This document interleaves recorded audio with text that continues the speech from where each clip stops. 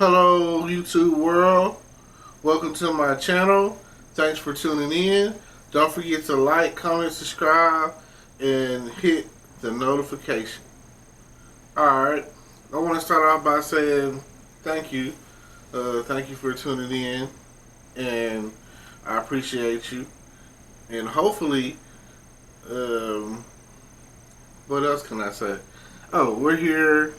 Today is July 19, 2020, 9:38 p.m.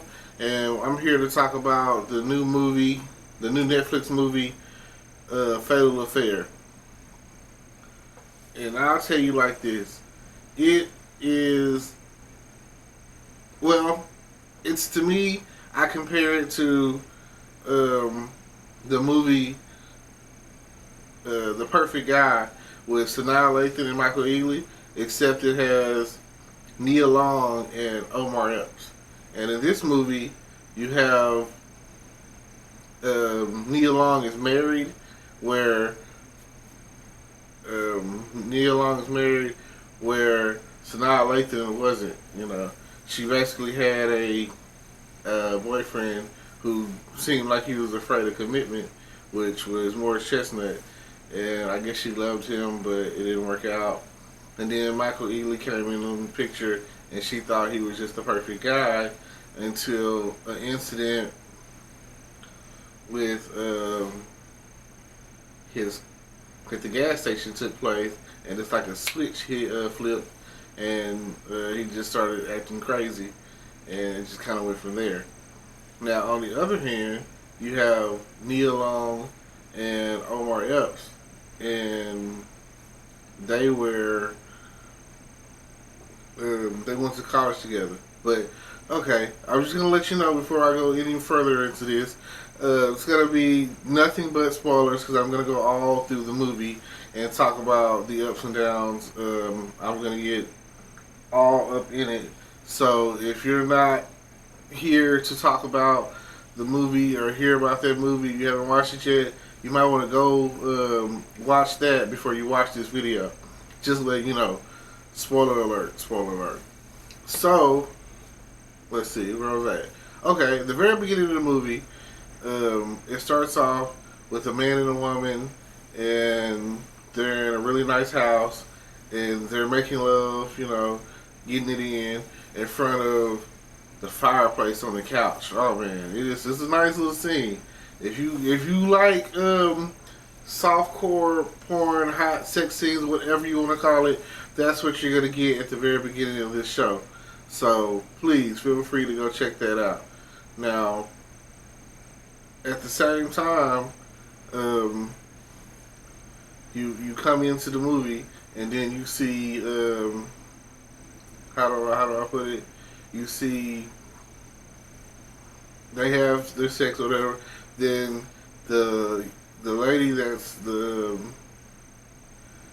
I guess she's Omar's Epps' ex, or her name is Deborah. But so basically they're having sex or whatever, and then they finish, and then she's like, "Oh, I need some water." I guess she's dehydrated, so she goes in the kitchen and gets some water, and then she hears some thumping around sounds, do do sounds and whatnot, and then she goes on and she thinks nothing of it really, who would, who does. So she thinks nothing of it, and then she goes on, and there it is. She has, she goes upstairs because she thinks the guy is running running some bathwater or whatever. So she's like, oh yeah, I'm definitely out for this, yada yada yada. So she goes upstairs, creeping upstairs, and when she gets closer to the water in the tub, it's like the guy's dead and he's in a pool of blood. Next thing you know, she panics and she looks around, and next thing you know, you see two hands, one grabbing around her mouth and the one grabbing her neck, mouth neck combination, just like that. It snatches her out of frame, and that's all she wrote. So then they start showing Nia Long driving to The film is out of based off of out of San Francisco, which makes you think like, oh my god, could there have been any less original? Like, no, it doesn't seem that way. It seems like everything. Because if you remember, if you've seen The Perfect Guy, you remember they were in, they were based out of San Francisco. You know, and if I'm not mistaken, like I say, I always say do your fact checks. I'm not the fact checking person when it comes to something that you can just go and look up and look at on your own. Oh, wait a second. Finally hold these things. Haven't worn in a while. Ah, there we go. You know, gotta shine on them. So yeah, back to what I was saying. So then it was like she pulls up. She's driving out of the city of San Francisco to the outskirts. You know, out of the city limits or whatever. You know, and it seems like, yeah, you know, she pulls up to a house that's so nice that you don't even need a key to get in this house. Like, in order for you to get in this house, you push buttons, you know, whatever, to get into the house. Like, how awesome is that? Think about it. Which, if you really think about it, you know, that could be like the next thing. I wouldn't recommend it in my neck of the woods because I don't know, somebody might figure out your thing. But on the other side of that, like let's say that I don't know, it seems cool. I would you know, 'cause I mean somebody's gonna break your house. They're gonna break your house. It don't matter if you're rich, poor, or whatever. Keys, no keys, or whatever. I think that's a good way. I think I've even seen some places where they do like a thumbprint, you know. But you got to think of it like this. Let's say you're coming home drunk, and it's maybe a key fob, you know, like you got a thing that you put the key into, and you know, and it just, you know, I'm pretty sure some of y'all have been in like workplaces or you know college or even apartment complexes or whatever where you got the gate key come in, yeah, or maybe a fitness place or whatever where you scan it and then you go inside. Yeah, I think that would be a good one. So, no, check that out. Think about it. But anyway, nice house. She's a lawyer, of course, which, if I'm not mistaken, isn't that what Sanaa Lathan was in Perfect Guy? I mean, I'm asking here. I can't really remember 100% on some of the stuff. So, you know, have to jog my memory on these things. So then, okay, moving on. Going from that to this to say, definitely something you should look into, like all these details. So, like, she goes to work the next day, and when she goes to work, her college friend, which is Omar Epps, you know, and they haven't seen each other in 20 years since college. And apparently, Omar Epps had a thing for her. And her best friend slash co-worker or whatever, her name's Courtney, it's a white girl. And the white girl, Courtney, is like, oh yeah, are we still on for this Friday? As in, they've made plans to go out, girls' night out, you know. And she's like, sure. You know, even though I don't think she really wants to, because, mind you, she does have a husband. This isn't no freelance situation. So, yeah, just think about it. Now, she goes on, Friday comes along, and, like I say, this is Omar Epps' first day at the firm, and he's like a hacker. He's that guy that, if there's incriminating evidence online, like an email or whatever, you know, he's the guy that get to discreetly hack into it and pull those, emails up or whatever. So he does that, That's what he does. And of course, he, I want to say he did his research before coming on because he knew that Nia Long worked there, and that was part of the reason why he works there, if he wants to work there or whatever. Because he wants to be near his girl or his wannabe girl or his, It reminds you that he's already been previously married and his wife mysteriously, his ex-wife, mysteriously comes up dead. So, okay. Then, all of that happens. So, started making these videos in earlier today. It's getting late. It's getting that time of night, right? So then, what happens is she's like, she goes out, and next thing you know, she's there. Nobody else is there at the bar or whatever. I'm gonna say the bar, club, bar, whatever. I'm gonna say the bar. So she's there. She calls her friend Courtney and was like, "Where are you?" And Courtney was like, "Oh, I forgot to tell you that I have this case that I'm working on, and the trial's coming up next week, and I'm just swamped in paperwork." But you were the one who planned this whole girls' night out. She could have went on to her husband. And of course, Omar Epps just happens to show up. And what he does, he was like, "Oh yeah, let's have some drinks, So they're sitting there and drinking wine and talking and reminiscing, and he basically talks about how he has a thing for her and what it could have been like had it worked out. Been thinking about her since college, and she was like, "Why didn't you say anything?" And he was like, "I was afraid or whatever, I didn't want to mess up the friendship, all that kind of stuff, the normal basic, I guess you could say BS or whatever." So then, they go on from there, and it's like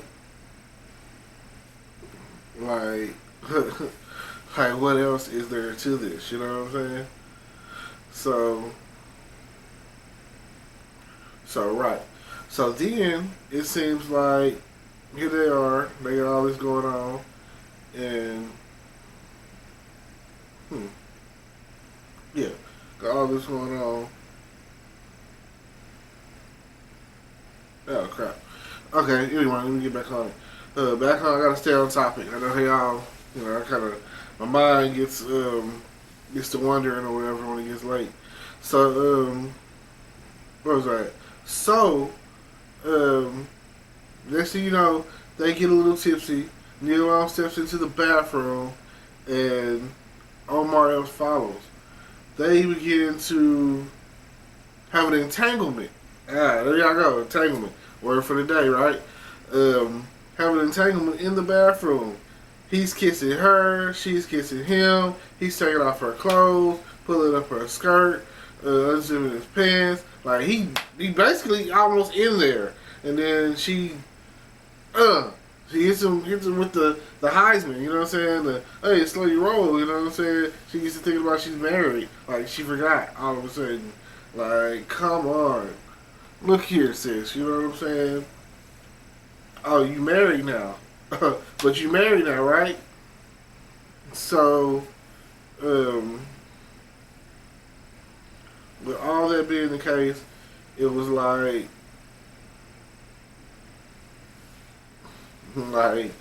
really, you know what I mean?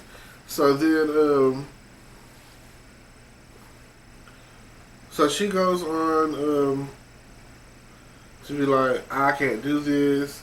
I know she didn't really basically misled this man, you know what I'm saying? Cause like, he don't care that you're married. Just like if he was married and you wanted him or whatever, and the shoes, you know what I'm saying? Y'all are in the heat of the moment. So at this point, you know, y'all like each other, whatever, whatever. Like, come on, you kind of misled him a little bit. You know what I'm saying?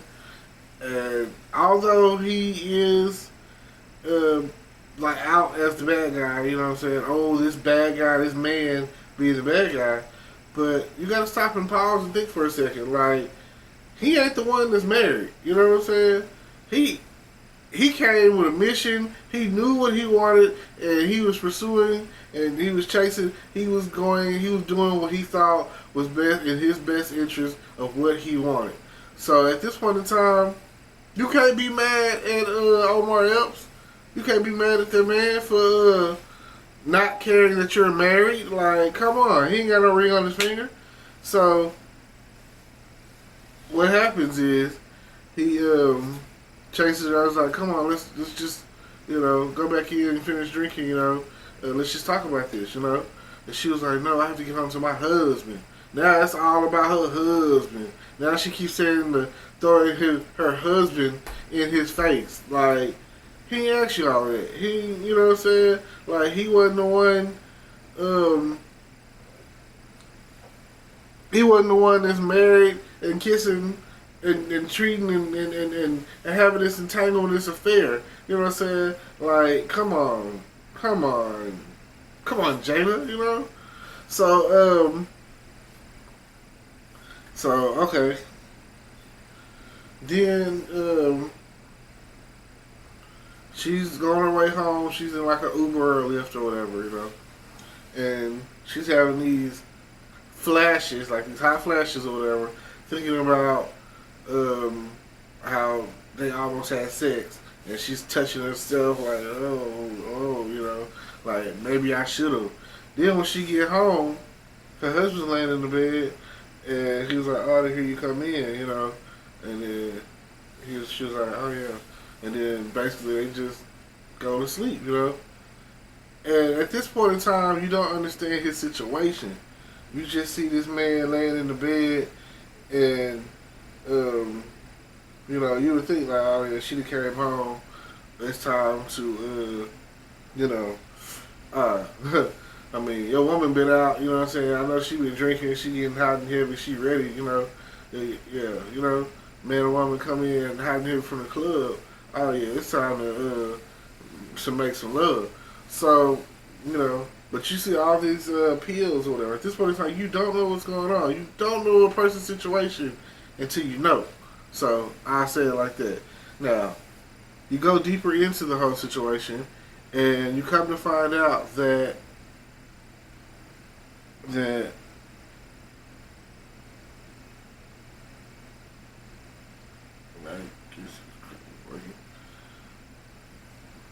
I hope so. Yeah, okay. I don't know. Anyway, I think everything's all good. Hopefully I don't have to do this again. And, yeah. Anyway. So, like, it's really just practice. Yeah. So, alright. What was that? Like I said, I'm definitely trying something new here today, and hopefully y'all enjoy it, whatever. And if y'all do, I will start doing more videos like this compared to,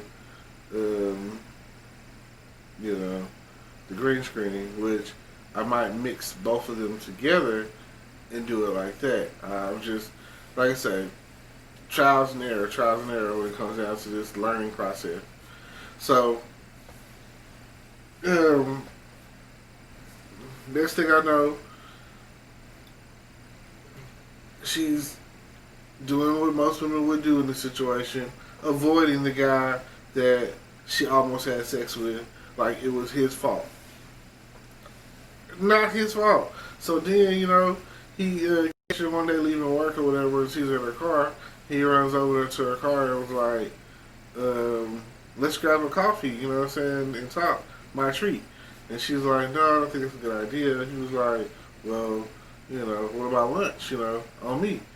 Um, and then she was like, no, I don't think it's a good idea either. He was like, how about we just talk, what I'm saying? We need to, talk about what happened the other night. And again, she doesn't think it's a good idea. Like, come on, man. Give this man some closure. Talk to this guy. Don't just blow him off and then ghost him and then block him. You know what I'm saying? Y'all still gotta work together. Like, y'all supposed to be friends, and y'all work together in a professional capacity. Like, come on now, you know what I'm saying? Don't. And people, if anybody's out there ever telling you to just stop talking to someone, ghost them, block them, you know what I'm saying? Like, the bare minimum is let it be known how you feel, whatever, you know what I'm saying? Because at the end of the day, somebody is low-key obsessed with you, kind of in love with you or whatever, they ain't thinking about, they're not rational with it. They thinking like, I still got a chance, Like, and I know that's probably more of a guy thing, but if you know what you want, you know what you want, Sometimes that's just what it is. So, it's nothing rational about love, because I've seen plenty of people, go from one relationship to the next, and it'd be like, let's say, Brad Pitt, Jennifer Aniston, Angelina Jolie, Brangelina, or whatever his thing.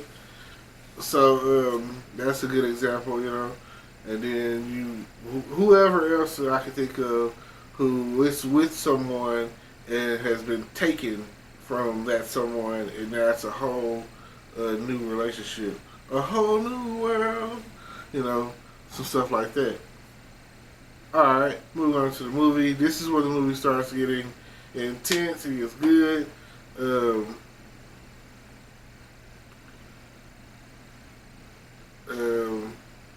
He sends her a record, the Forget Me Not song, like the Just me, forgive me not. Don't you? I want you to remember, which is also, the melody that they took and turned it into the Men in Black. Here come the Men in Black. I won't let you remember. Either way, both songs are great, classic songs. Sending You Forgive Me Nots, that's great. So after that, she has a daughter, a daughter who's a freshman in college or whatever, and she's home for the winter break, and her daughter was like, "Oh man, if you don't want that," he sends her an album or whatever, and she was like, "Oh look, that's probably worth some money, If you don't want it, I'll take it, And her mom was like, "No, I got it." And then next thing you know, she meets up with him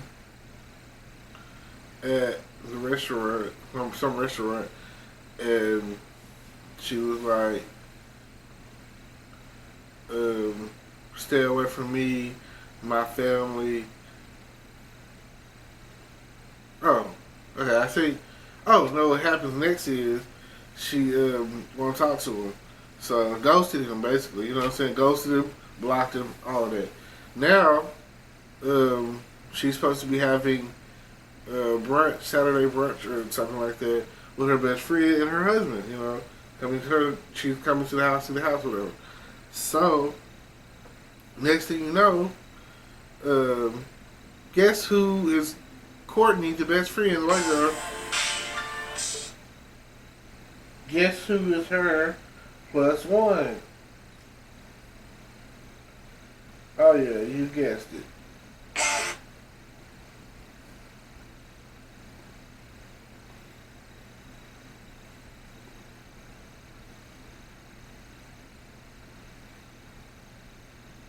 Okay, I think it is right.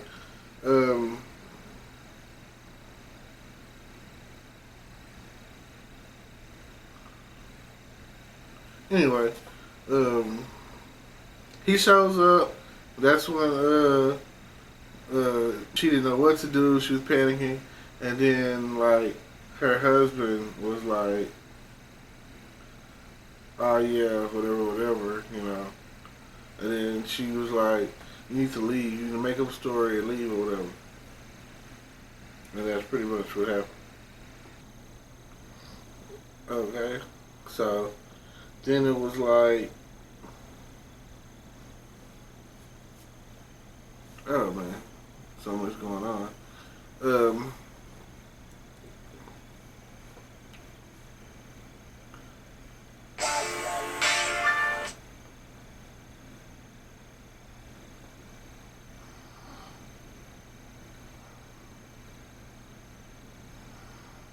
okay. Well, I think I'm just gonna wrap it up real quick, get to the end. Okay. So then he starts making friends with her husband, and he's messing around with her best friend, and overall, it's just really crazy, you know.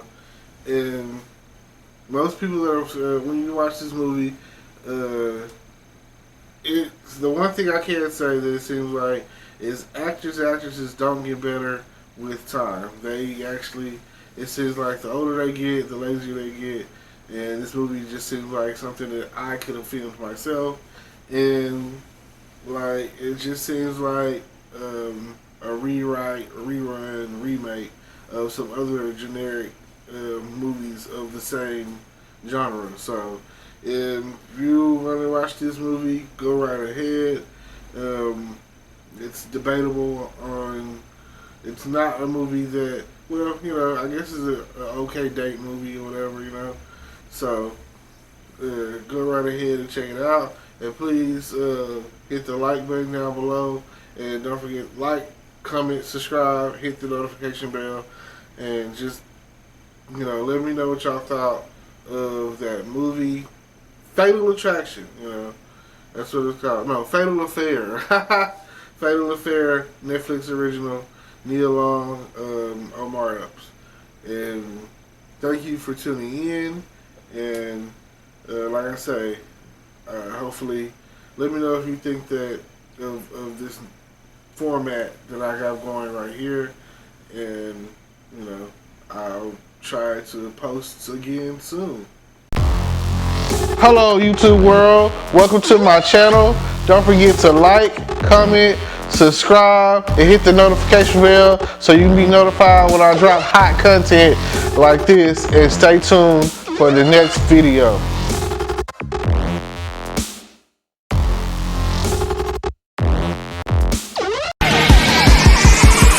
Feel just like a rock star.